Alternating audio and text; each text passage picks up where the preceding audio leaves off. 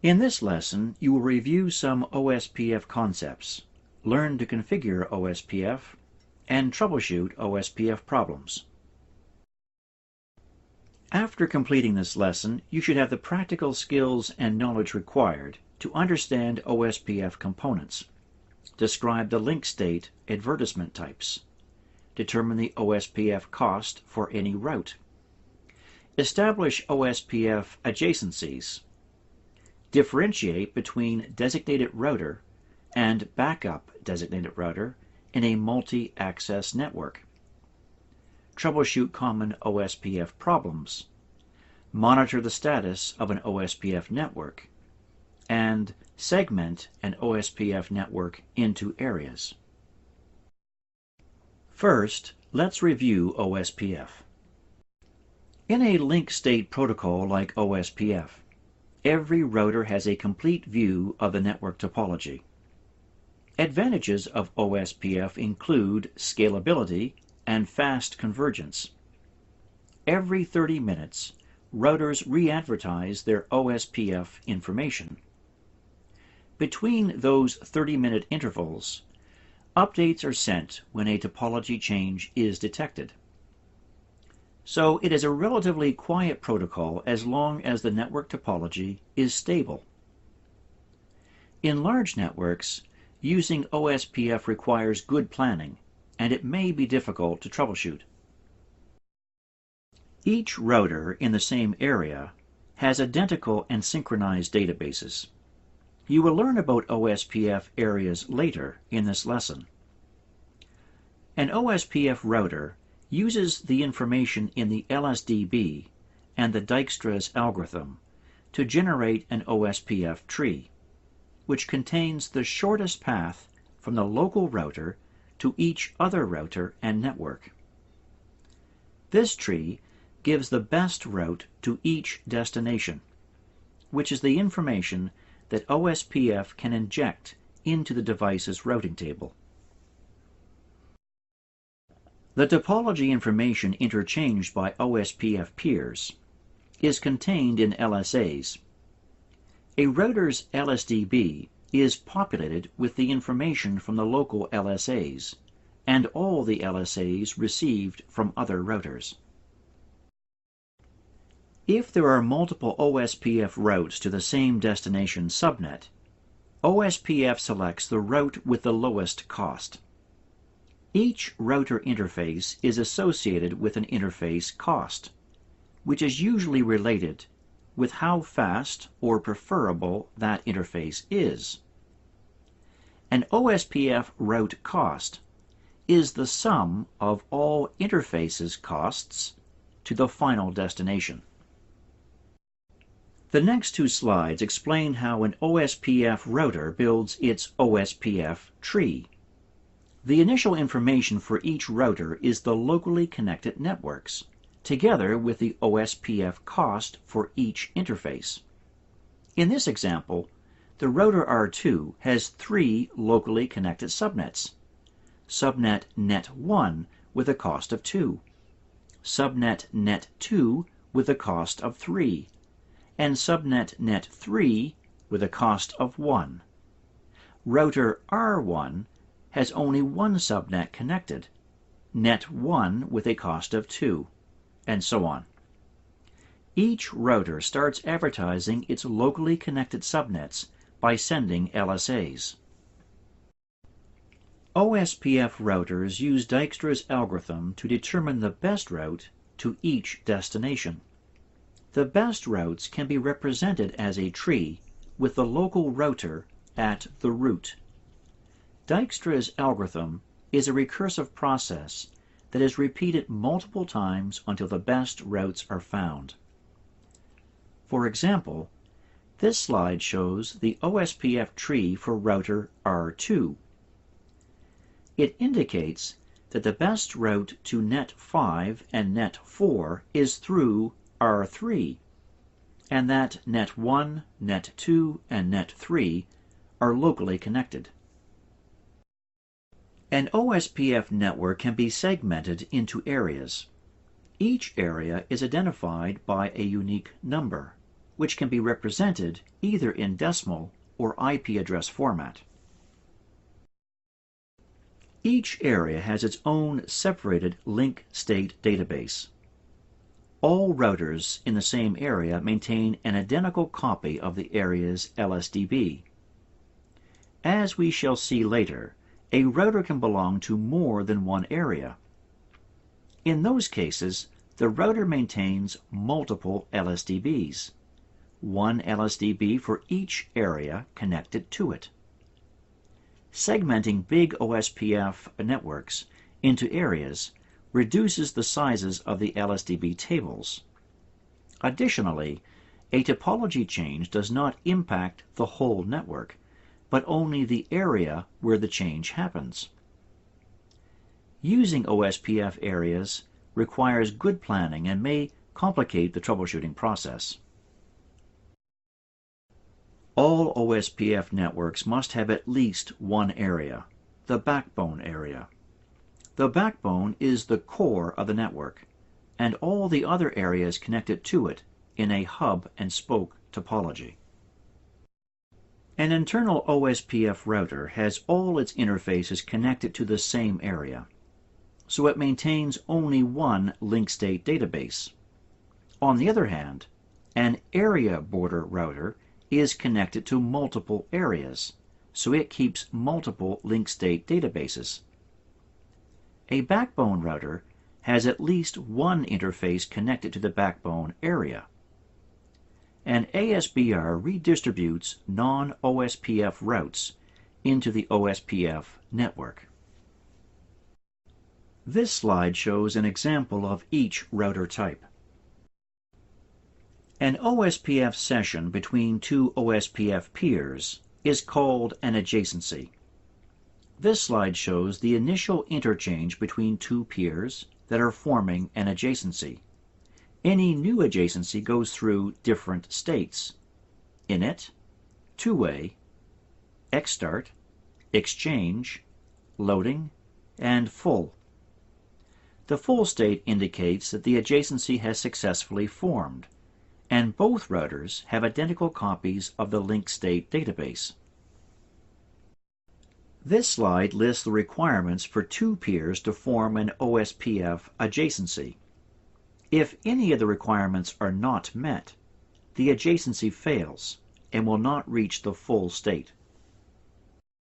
There are two types of OSPF networks. Point-to-point networks contain only two peers, one at each end of a point-to-point link. Multi-access networks support two or more peers. There are two subtypes of multi-access networks. Broadcast networks support multicasting. An example of a broadcast multi-access network is an Ethernet network.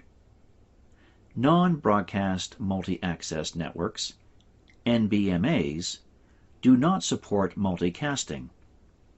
An example of an NBMA network is frame relay. In any multi-access network, there is one designated router, DR, and one backup designated router, BDR. The router with the highest priority is elected as the DR. If two or more routers are tied with the highest priority, the router with the highest OSPF ID is elected. The BDR monitors the DR status. If the DR fails, the BDR takes the DR role. Other routers form adjacencies only with the DR and the BDR. The DR forwards the link state information from one router to another. This simplifies the amount of adjacencies required in multi-access networks. This slide shows the multicast addresses used by OSPF in broadcast multi-access and point-to-point networks. Keep in mind that OSPF also uses unicast addresses for LSA retransmissions and database description packets. There are 11 LSA types. This lesson covers the 5 most commonly used. Type 1 describes all the links connected to a router. Type 2 describes all the routers, if more than one, in a multi-access network. Type 3 describes the networks within an area, only generated by an ABR. Type 4 describes the path to reach the ASBR. Type 5 describes the external destinations originated by an ASBR. We will see examples of each of these 5 types in the next slides. Type 1 describes the networks connected to a router. They are advertised by all the routers in an area. Type 1 LSAs are not advertised outside the area where they originate. Type 2 LSAs are advertised only by designated routers. In this example, the area has 2 multi-access networks, each of them with one designated router. The 2 DRs advertise Type 2 LSAs, which contain information about the other routers connected to their multi-access networks. Type 3 LSAs contain summarized link state information. They are advertised only by ABRs. In this example, the ABR on the left sends Type 3 LSAs to Area 1. They contain link state information for the summarized subnets in areas 0 and 2. This same ABR also sends Type 3 LSAs to the backbone area, with the summary of the subnets in Area 1. Something similar happens with the ABR on the right. It sends Type 3 LSAs to Area 2. They contain link state information for the summarized subnets in areas 0 and 1. This same ABR also sends Type 3 LSAs to the backbone area, with the summary of the subnets in Area 2. An ASBR advertises itself by sending Type 1 LSAs. These LSAs have the E bit on in the Ospf header. As any other Type 1, the LSAs with the E bit are confined to the area where they originate. However, ABRs in the same area send a Type 4 LSA to the other areas with information about how to reach the ASBR. In this example, an ASBR that is redistributing RIP routes into Ospf announces itself by sending Type 1 LSAs to the backbone area. The ABR receives that LSA and sends a Type 4 LSA to the Area 1. The last type of LSA covered in this lesson is Type 5. Type 5 LSAs are sent only by the ASBRs and are not confined to one area. They reach all the standard areas. They contain link state information for routes redistributed to Ospf, also called external routes. Note that all the area examples in this lesson are standard areas. There are also stub and not-so-stubby areas, NSSA, which are not covered in this lesson. Type 5 LSAs are not advertised to stub or NSSA areas. Each external route is assigned a metric. There are 2 types of external route metrics. A Type 1 metric is the sum of the external cost plus the internal cost to reach the ASBR. A Type 2 metric is only the external cost. The internal cost is not considered. If there are 2 external routes to the same destination, one Type 1 and one Type 2, an Ospf router selects the Type 1 over the Type 2. This slide shows a basic FortiGate Ospf configuration. It has the list of areas, the list of OSPF networks, and the OSPF router ID. Any FortiGate that is redistributing non-OSPF routes into OSPF is an ASBR. In this section, you will learn about tools and tips for troubleshooting OSPF problems. Here is what a basic configuration looks like on FortiGate. In this example, the remote AS is the same as the local AS, which means it is an IBGP configuration. The output of the get router info OSPF status command also shows information about each area the router belongs to. For OSPF information about each interface, use the command get router info OSPF interface. It shows the following: the network type. In this case, it is broadcast multi-access. If it is a designated router or a backup designated router. DR and BDR IDs and IP addresses, and also the number of adjacencies and traffic statistics. This command shows a summary of the statuses of all the OSPF neighbors. For each neighbor, it displays the adjacency state, and if it is a designated router, a backup designated router, or none of the above, DR other. A dash is displayed after the state if the neighbor is in a point-to-point network. The command get router info OSPF database brief provides a summary of all the link state database entries in FortiGate, ordered by LSA types. It shows the Type 1 LSAs, the router link states, first, then Type 2, the net link states. The command get router info OSPF database self-originate lists the LSAs originated in the local FortiGate. To get the details about each LSA, use the command get router info OSPF database router LSA. This is a sample of more output from the command get router info OSPF database router LSA.